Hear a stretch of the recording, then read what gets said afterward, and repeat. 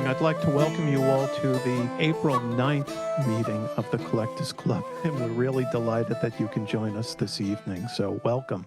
We have a fabulous program in store for you this evening. Not only is the material absolutely astounding and out of this world, but we are really privileged, doubly privileged, because we have one of the power companies of philately with us, and that's Iva and Henrik Mouritsen.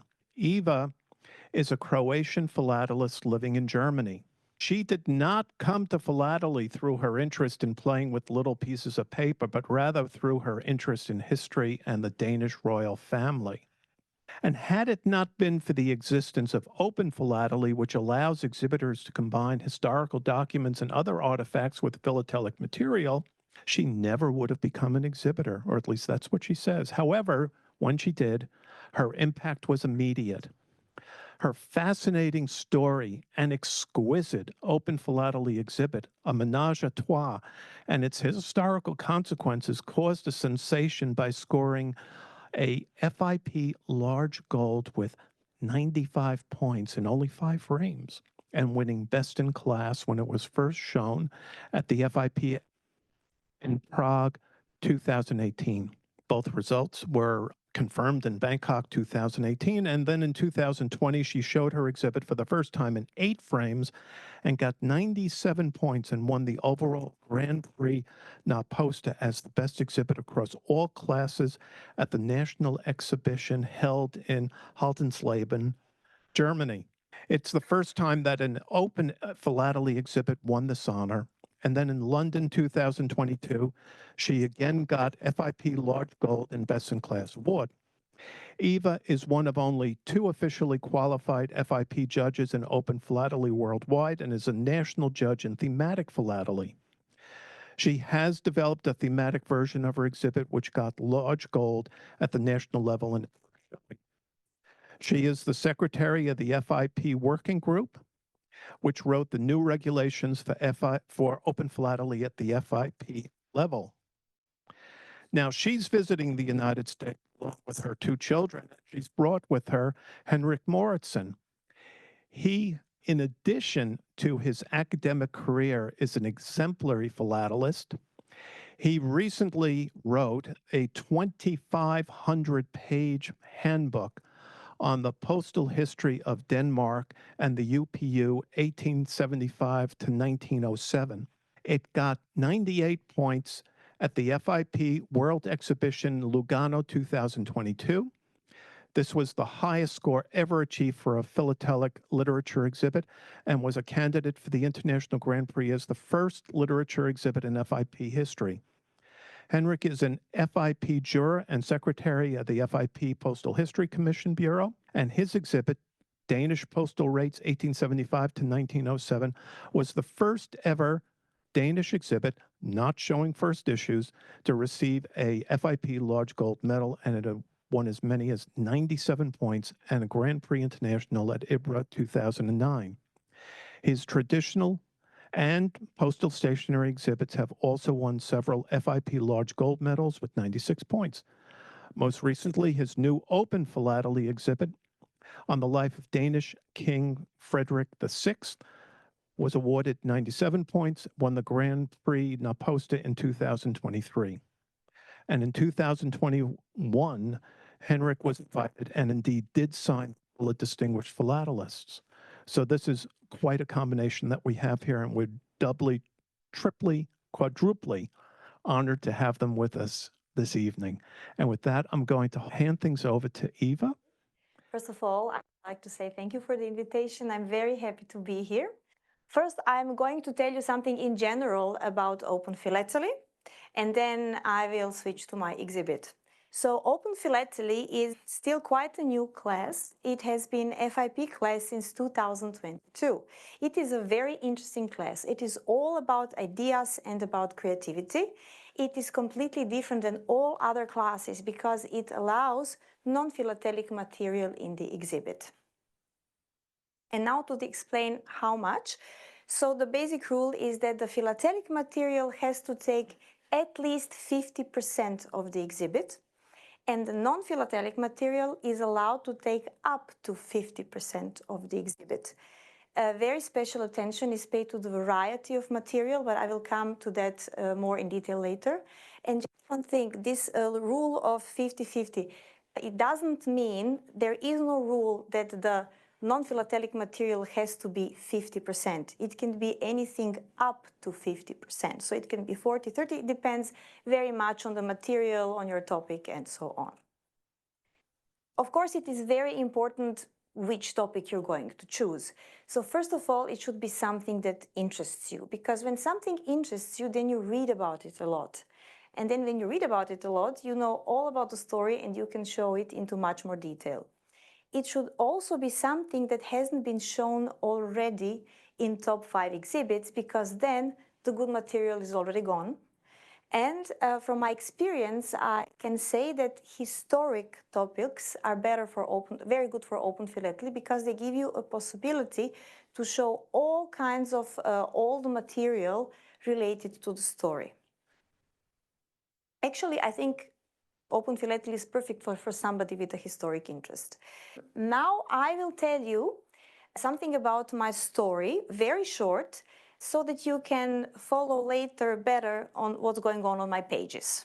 The story my exhibit tells revolves around 3 historical personalities whose lives were joined in a tragic scenario full of secrets, lies, intrigues, and romance.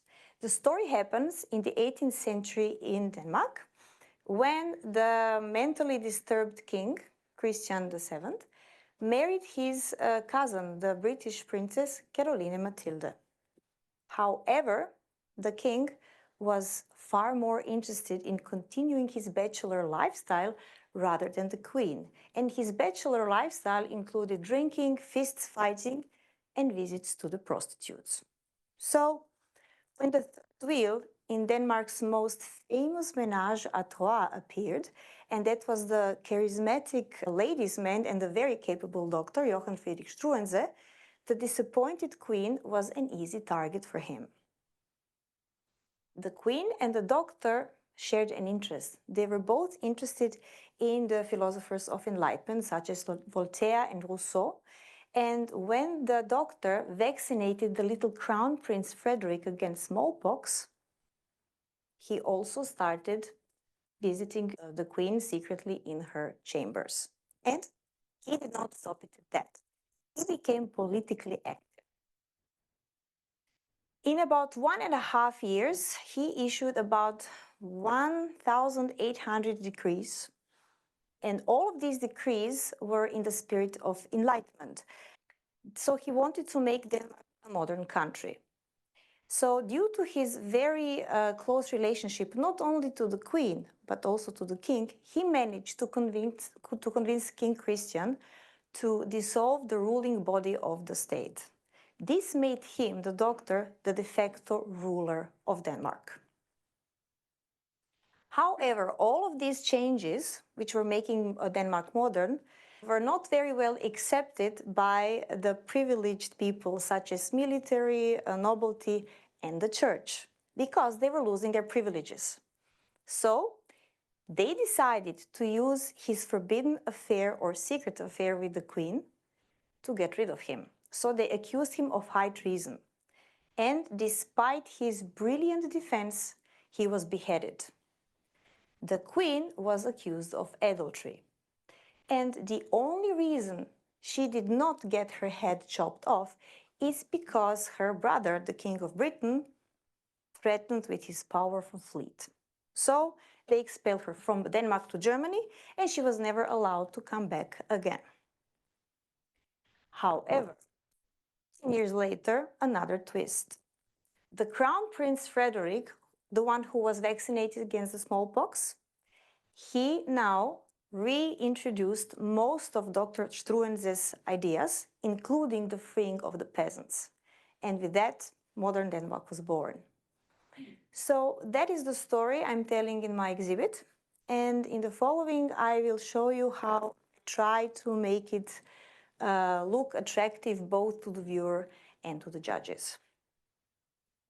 So first I had to decide on my criteria how I'm going to choose my material. Of course, it was very important for me to have the historical items directly related to my story.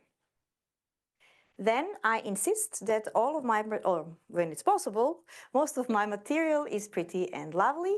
So I pay a lot of attention to quality. I don't like rips, I don't like stains, I don't like ugly folds.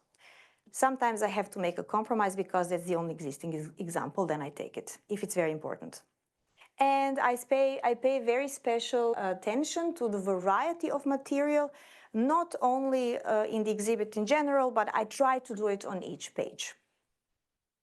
After I decided what my story is and which material I would like to show, I made the plan. It is very important that the plan shows the story chronologically, that it flows like you're reading a novel, and that you don't go back and forth in the story, you don't skip anything. I will shortly now read this plan so you know exactly what I mean and how it overlaps with my story. So in the first chapter, I talk about Christian, that is the king, his birth, youth, and disastrous upbringing. And then in the chapter 2, he becomes the king. In chapter 3, he marries his cousin. And in chapter 4, he meets the Dr. Struensee. And in chapter 5, the ménage à trois starts. In chapter 6, Struensee becomes the unofficial ruler of Denmark and reforms it. And in chapter 7, he gets very, very powerful enemies because of that. After that, in chapter 8, he is arrested and executed. And in chapter 9, I tell all about how the queen was expelled from Denmark. In chapter 10, I tell that this all led to Denmark returning to the Dark Ages. But in chapter 11, the lovely twist happens. Frederik VI reintroduces Struensee's reforms. So as you can see, you can follow these chapters. They flow logically into each other. Everything is clear. And plus, you know, the title of the exhibit is Royal Ménage à Trois and its historical consequences. And as you can see in the plan, the first 5 chapters are personal story, the Royal Ménage à Trois. And then the second half is political consequences, just like in the title. I will tell you something about the presentation of the chapters and the storyline. What I like to do in order for the viewers and the judges to see where they are at the exhibit at the moment, I always state in the upper left corner the number of the chapter and the title of the chapter. And in the upper right corner, I have a short story of that chapter. Just not of the chapter, I'm sorry, a short story of what's going on that page. And these texts in the upper right corner can be read continuously from page to page, also as if you were reading a novel. The sentences connect with each other in that way. And then underneath each item, I have a storyline text in much more detail. This storyline text, as you can see, it is written in black and it is not in italics. And also these texts underneath the items connect logically into each other, also as if you were reading a novel. The text in the other color, and it is the description of, so there I'm talking about what the items are. The special challenge when you're using A3 paper is that sometimes it is not clear in which order you should read the items. So, because for example, this page could have been read in this horizontal order or maybe in the vertical. But there is a very easy way to solve that. I just put numbers in front of each text box, so you can see very easily how it goes. So here on this page it is 1, 2, 3, here is 4, 5, 6, and 7. It makes it easy to read the page. A very special challenge when I was putting my exhibit together is that I had to mix old and new material. And I had to do it because I do not only have material from the 18th century, I had to also use modern material in order to tell my story better. Sometimes when you mix them, they don't look good. So what I decided to do is double mount each item on 2 different kinds of paper. One is this like off black paper, and then the other one is this antiquish brownish paper. So in that way, these modern items seem less modern. However, this technique has its limitations. Absolutely did not work with these items. They are still screaming, we are not fitting on this page at all aesthetically. So what I did is just bought new items. So this page looks much more in balance now. It is much more peaceful and harmonic. So balance of philatelic and non-philatelic material is something I like to have, not only in general when you look at the whole exhibit. I try to have this balance on each page. So here is an example of a page that has very dominant non-philatelic material. Here I have the originalization document for the queen from the court from that time. And here I have her original defense from the court from that time. So these are key documents, I have to have them. And in the middle, I have this picture of her, and then there's a little stamp. So it's very non-philatelically dominated, plus it looks a little bit cramped. So what I did is I turned it into 2 pages, and here I have a lovely balance of philatelic and non-philatelic, and on this page also non-philatelic and philatelic, plus the items find really better on a page. I already mentioned that I pay a lot of attention to the variety of material. That is also the general rule in Open Philately. The variety of material is very important. So here is an example of a page that has many different types of material. So here first we have a plate-proof pair. Then here we have an engraving. Then there's a revenue stamp. Then there are medals, and here is a local stamp. Then there's a postcard, and here is a trial for the first British Guiana postal card. So basically, not one item is being shown. Not one type of item is being shown twice. What I find extremely important personally in my exhibit is the exact fit of the material to what I'm saying on the page and in a text. So I will now lead you through this page so you see exactly what I mean. So this page is about the father who became king, so the mentally ill king. His father died. So this is the page about the death of his father, and as you can see at first sight, this page has very dark colors. It's a little bit depressing. It's all gray and it's black, and it fits to the theme of death. But now I will show you what I mean with the fit of material. So I will read the storyline text. Number 1, a lifestyle with many parties and excessive alcohol consumption. And here I have a stamp that's showing a painting which is called The King Drinks.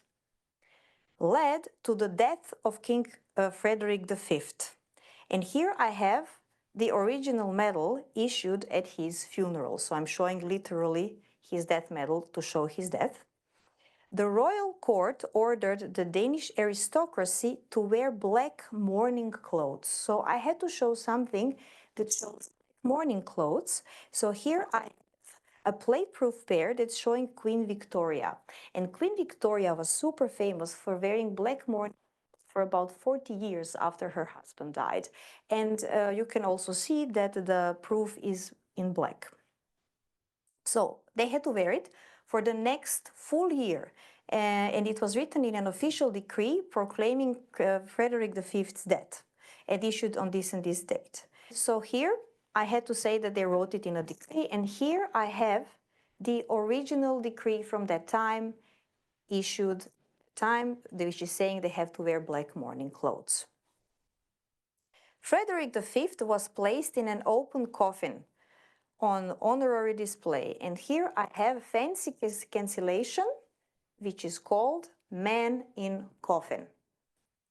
Until Frederik V's funeral, which took place on the 5th of March 1766 in the Roskilde Cathedral, and here I have his coffin in the Roskilde Cathedral on this postcard. and a medal commemorating Frederik V and his founding of Frederik's Hospital in Copenhagen, treating the poor for free, was sold at the funeral. And here I have exactly that medal. So that is what I mean by saying exact fit of the material to what the text is talking about. And here I will show you an example of how I search for new or missing material. That can be a lot of fun, and in Open Philately, you never know what you're going to find or what you're not going to find. So here, text number 1. When Christian arrived in Paris on the 21st of October 1768, Louis XV had gone hunting for wild animals. So he came to visit Louis, and Louis was not there. So here I need to show that the king came to Paris. So I need something with Louis, who had gone hunting for animals. And here's what I found. When Christian arrived in Paris on 21st of October, Louis XV had gone. So this little jeton is showing exactly that king. And the text says he had gone to the Fontainebleau castle near Paris. So here I have Fontainebleau Castle on an issued stamp and on a trial. And then it says number 3, to shoot animals. Christian's companions joined the hunting. And here we have a Malready caricature showing people shooting wild animals. So in Open Philately, like I said, there is not one item you can show. It depends on you what you show. You can find different fits, and it depends also a little bit on the luck. And now I will find you, this is what I call finding the perfect item. At least in my eyes, it's like that. I had a lot of fun with this item. It is a beautiful cover that shows 4 aspects that I wanted to show at the same time. Here on this page, I'm introducing the charismatic ladies' man Dr. Johann Friedrich Struensee, and I'm saying Johann Friedrich Struensee, here we have his, right? Saying Dr. Rebel, visionary and lover. I want to show all that about him. This is what I found. I found this beautiful cover, cancellation, with name Salubria on it. And Salubria means healthy in Latin. That would then stand for the doctor. Then I need a rebel or visionary. I need both. And here we have on the stamp George Washington, rebel as the leader of the military rebel against the Brits, and visionary with all of his enlightenment ideas. And then we have the lover. So this is Valentine's envelope. Of course, it stands for the lover, but even better, it was sent on the 14th of February, the Valentine's Day. So I really, really wanted to show you this because this is what I'm saying. With Open Philately, you can have so much fun and get as creative as you want to.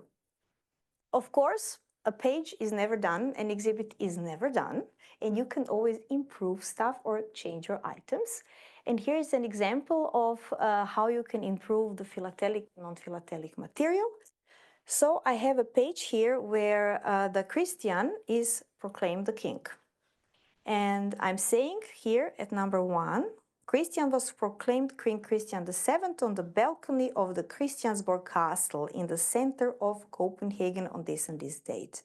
And here we have exactly that castle before it was destroyed by fire. So it looks exactly like it looked when he was proclaimed king on it, so that fits well.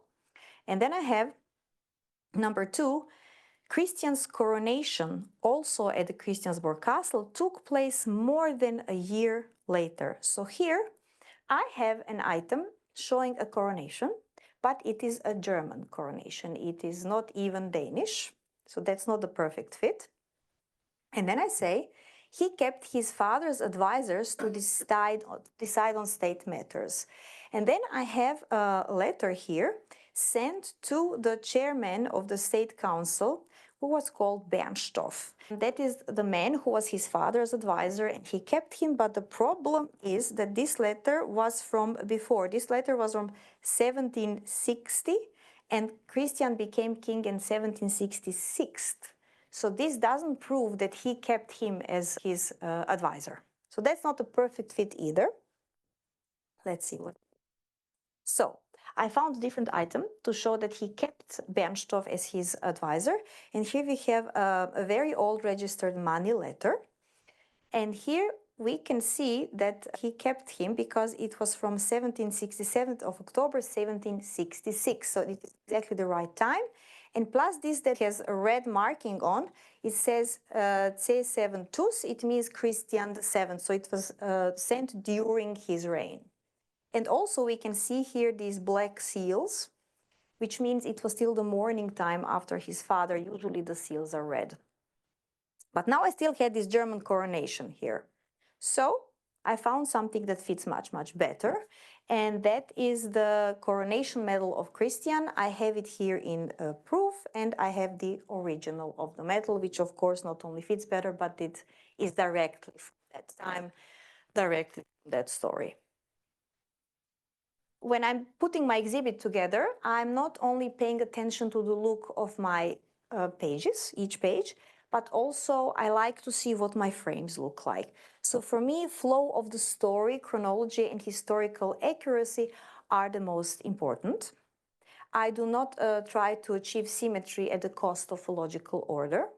I actually like variation with each page and within the frame. An example, here this was a quite early version of frame. And as you can see, the items which are key documents, they are lying horizontally, and this doesn't really look good. Plus they are in the famous eye level, and it looks a little bit clumsy.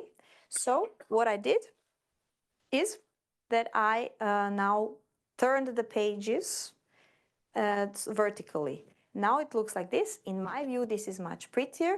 Now the only problem you can get with this is that this is now a block that is basically has to stay together. So you should do this while you're pretty much at the end of writing your or doing your exhibit.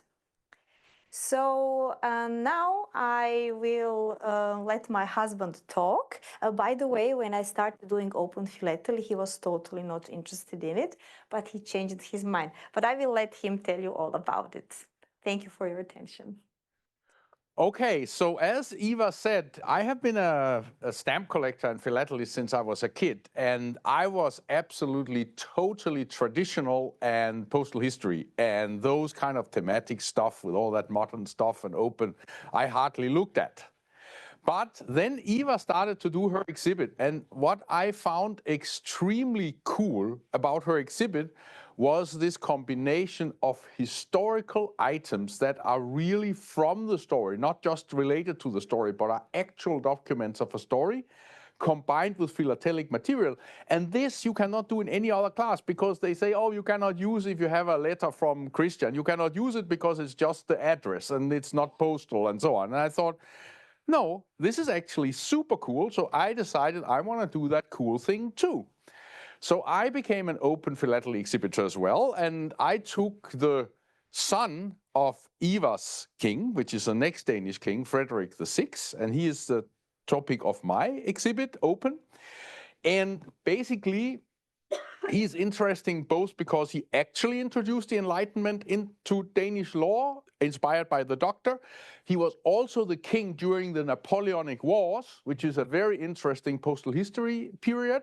What I really like about Open Philately is that when I collect Denmark or whatever, I have like almost given beforehand exactly what I need to have the ideal exhibit. And there's a lot of cool philately that I could never collect an 8-frame exhibit of. Yeah, for instance, if I had unlimited funds, I would collect Pony Express. It's really, really cool historically as well, but I don't have the funds to collect Pony Express as a full exhibit. But in Open Philately, you can have one. Because if you can use that cover because it fits and somehow, you can have one. Now, I don't collect Classic Peru, but if there is something, a cancellation there that you can use in your story, you can have one lovely cover from Classic Peru and so on. So basically here are like a few examples of items that are in my exhibit, where I have a few Waterbury Fancy cancels, but I could never fill a frame or 8 frames of them. Classic Barbados, again, a few items, and Classic Russia, and so on. And this is actually one of the earliest illustrated envelopes from Germany. They are much rarer than from the US, and it's from the 1840s. So these kinds of things, I was suddenly allowed to collect the whole world, which I could not do before. And I thought that was really cool. So the combination of being able to collect the whole world a little bit and these historical items I found really attractive. So now I'm actually, don't tell her, I'm actually finding this more interesting than my traditional postal history now. Okay, so the thing is, what is really cool is that Open Philately can really contain absolutely top-level philatelic material if you think and it's a little bit creative once in a while. And here's an example of an item that when the church and the nobility chopped the doctor's head off, they run the country, and politicians always need money. So they thought about a way to get money, and one thing was they imposed tax on whaling in Greenland. And this is the original decree introducing the postal system in Greenland, actually, because it's from 1782, and that is when this trading company started dealing with some post. And now in this decree, first of all, it says that the main person behind killing the doctor is one of the bosses of this, so that's interesting. And secondly, it says that they will send a guy called Schwabe to Greenland in the summer of 1782 to collect this tax and so on, and be the administrator. Well, here's a letter from 1782 signed by Schwabe, and it's the earliest recorded letter sent to, from, or in Greenland. So that is a very significant philatelic item from any Greenland collector, and at the same time it fits perfectly into this story. Here's my little Pony Express, and I know it's just the Virginia Pony Express, but this is, you know, the best I can do. So basically, Iva's queen and the doctor, they rode out on 2 fast horses every morning at sunrise to do their things in the woods. And basically, this lovely cover is cancelled in Aurora. What does Aurora mean? Sunrise. And so on the page, 2 fast riders riding out at sunrise, Aurora. So you can use like one nice item, and I like pretty covers like Iva, and this is one of the few of these Pony Express covers that is absolutely perfect. There's no tear, no nothing in it, yeah? I'm also interested in history, just like Iva is. And if you are Danish, one of the most famous things that happened militarily, we are not like a world power. So the few things we have done that we are proud of, one of them is the Brits attacked Denmark in 1801, and we call it Slaget på Reden. It's very, very famous in Danish history. And basically, we claim we won. But that's a total lie. Nelson came with many more ships than the Danish ones. They beat us totally, but we won the diplomacy afterwards. So that means that Nelson and the British king wanted us to surrender and give the fleet to him so that France couldn't get it. It was Napoleonic War time. But Frederik made a deal with Nelson to just make an armistice for 14 weeks. And Nelson had not brought enough troops to occupy Denmark, so the Brits were long gone after the 14 weeks, and Denmark continued like if nothing had happened. Now, that armistice agreement between Nelson and Frederik, that was made on a ship in between the 2 fleets with a white flag, and that's why there is a flag of truce cover over there with South States and normal state combination, because flag of truce. And the original handwritten document is in the archives. But they made a few signed originals of that treaty that the diplomats took back to Britain and to Denmark. And this is one of these originally signed printed copies of that armistice agreement. And in Danish history, this is one of the major events. And then Frederik, 4 years later, when he was sure the British were not coming to come back, at least he thought so, he sent out a medal celebrating how we beat the Brits, which was not true. Anyway, it's all about selling your story. Now we are in 1807. The Brits were still not very happy with the Danes because the Danes continued to trade with France, which they didn't like. So basically, the Brits came again and told Frederik, either we rent the fleet for the duration of the Napoleonic War and we'll pay for it, or we will destroy it. The problem was that Napoleon said that if you give the Brits your fleet, we are going to attack you from the south. And Napoleon was standing in Schleswig-Holstein with a huge big army, so this was not a very easy diplomatic situation. So Frederick decided getting a few ships destroyed was worse than getting the Napoleonic armies through Denmark. So he said, no way. Then Britain came with 110 ships to attack Denmark in 1807. Approximately. I mean, the historicals are slightly different, but it was more than 100. Now, this is the first stamp of Trinidad in a full sheet. Now, it has wonderful symbolisms for that, because Britannia is the symbol of British domination of the sea through its navy. And behind is a British frigate from that time. So here you have the British Navy, 110 ships, because interesting, there was 110 stamps in that sheet. And so you have 110 British warships with the symbolism of using them as a political device. So you can put a full sheet of the first stamp of Trinidad into an open philately exhibit.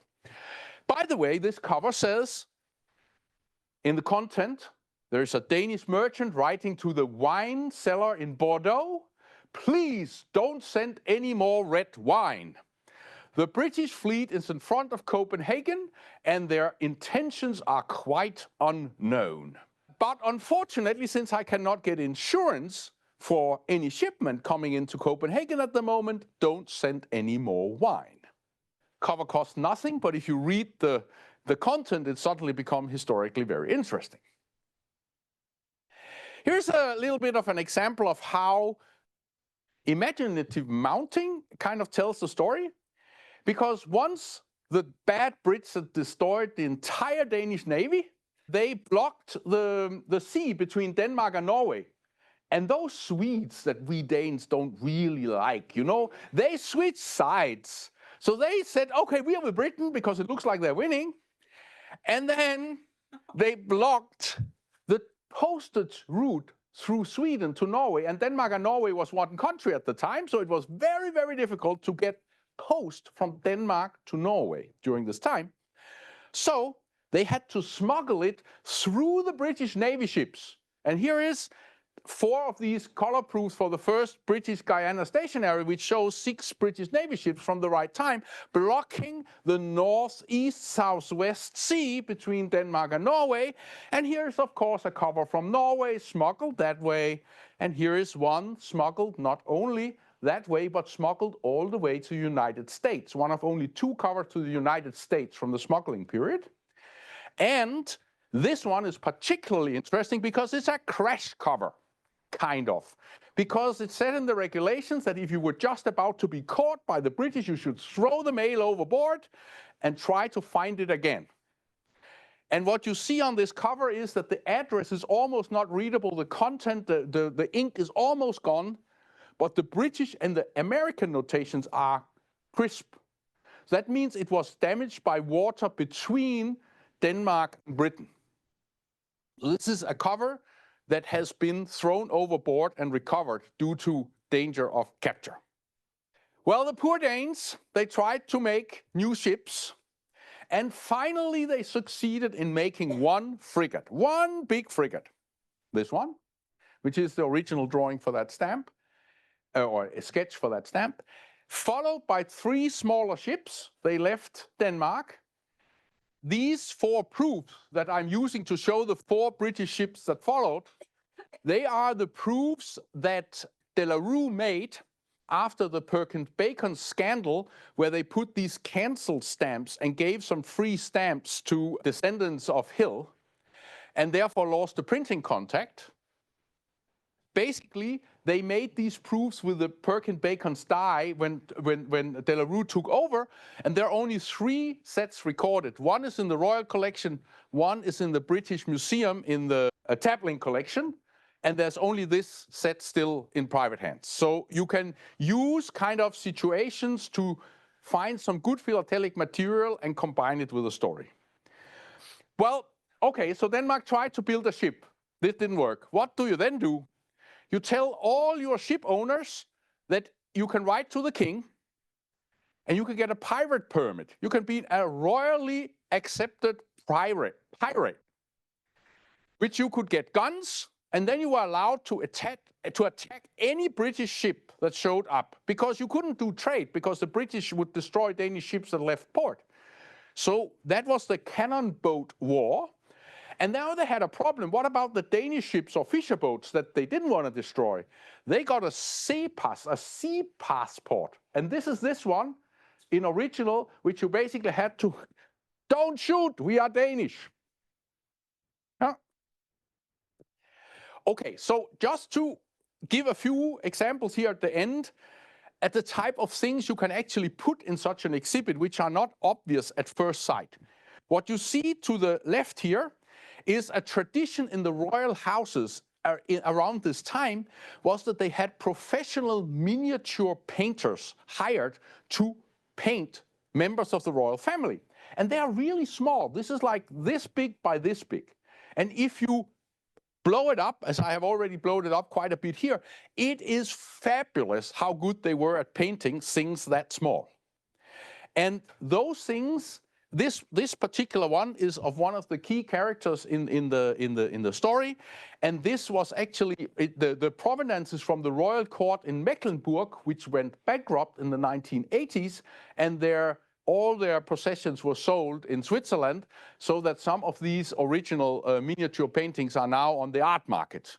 So this is actually, instead of just finding a postcard or some picture of her, you can actually find an original painting from that time, and because it's a little amulet, you can actually fit it in a frame.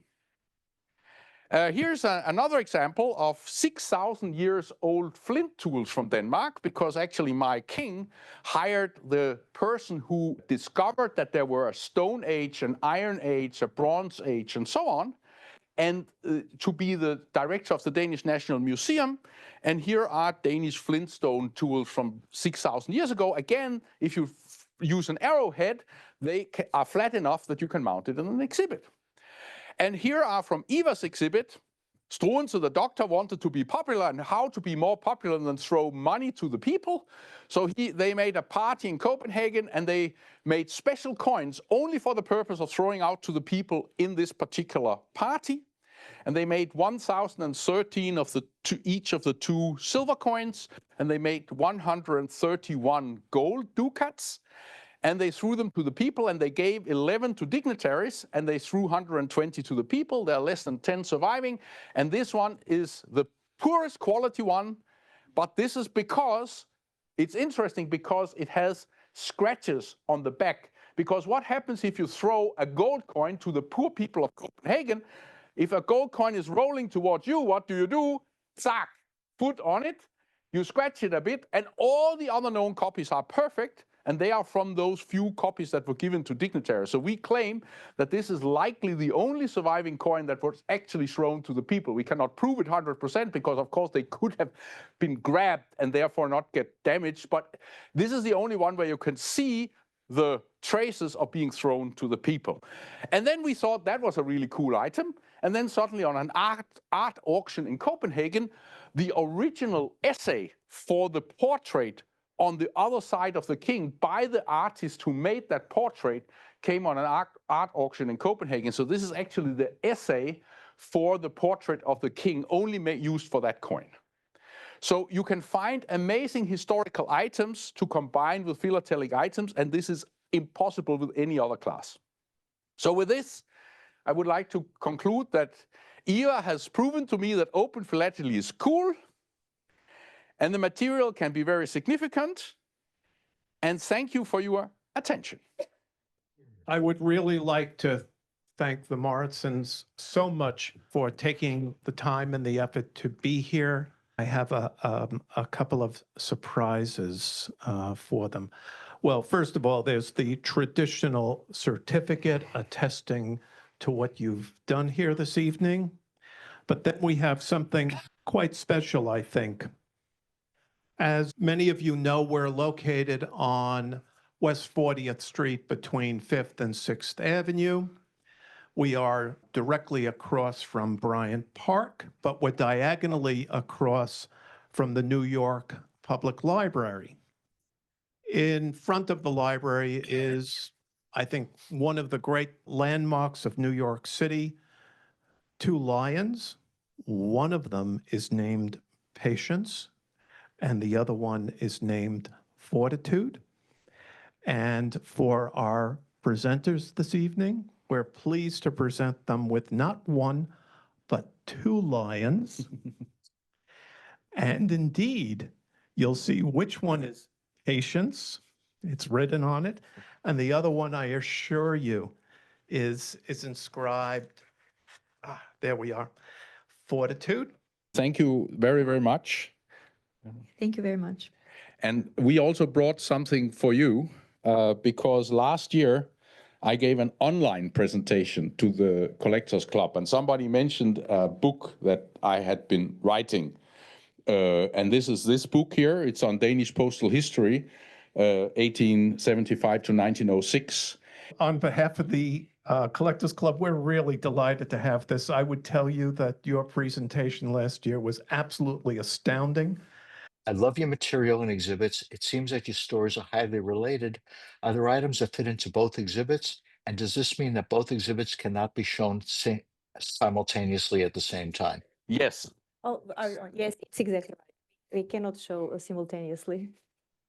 The open exhibit appears to be inviting scanned material that may not be owned by the exhibitors, such as maps and other images.